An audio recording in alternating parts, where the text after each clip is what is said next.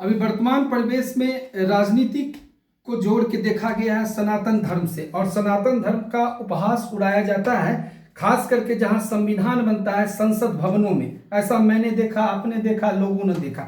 मैं उस संदर्भ में आपसे नहीं पूछूंगा, लेकिन एक सवाल जरूर पूछूंगा कि सनातन की रक्षा करना और सनातन धर्म का प्रचार करना ये कौन सा पाप है, पहला।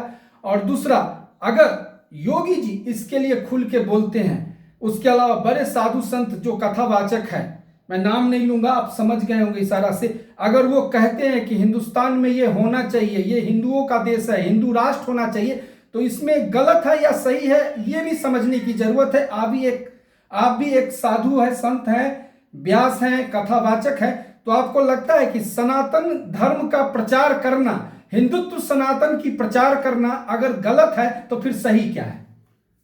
ये उन्हीं विधर्मियों का प्रश्न है जो लोग भारत में रह करके माँ भारती के आंचल को फाड़ना चाहते हैं।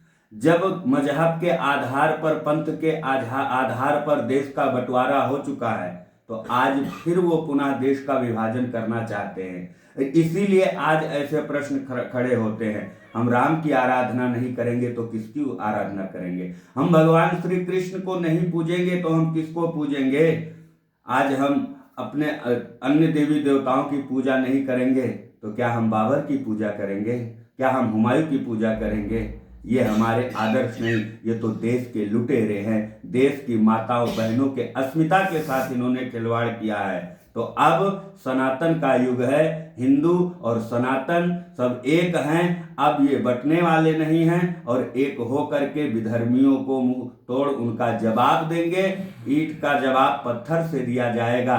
अब वो समय नहीं है। लोग जागरूक है, पढ़े लिखे हैं, धर्म के प्रति, भगवान के प्रति अटूट श्रद्धा है, अटूट विश्वास है, और सनातन इस समय विश्व पटल पर स्थापित हो रहा है। ये संपूर्ण संसार देख करके आज आश्चर्यचकित है कि सनातन की इतनी महिमा, सनातन की इतनी गरिमा कि एक बच्चे से लेकर के और बूढ़े तक सनातन के नाम पर इकट्ठा हो जाता है धर्म ध्वजा फहराने के लिए। आज हमारे सनातन धर्म के हिंदू भाई लोग मिलकर के देश और राष्ट्र के विषय में चिंतन कर रहे हैं। यही वो देश है जहां जिस देश में विश्व गुरु का सरताज हमारे भारत के ऋषि मुनियों ने अपने मस्तक पर धारण किया था प्यारे।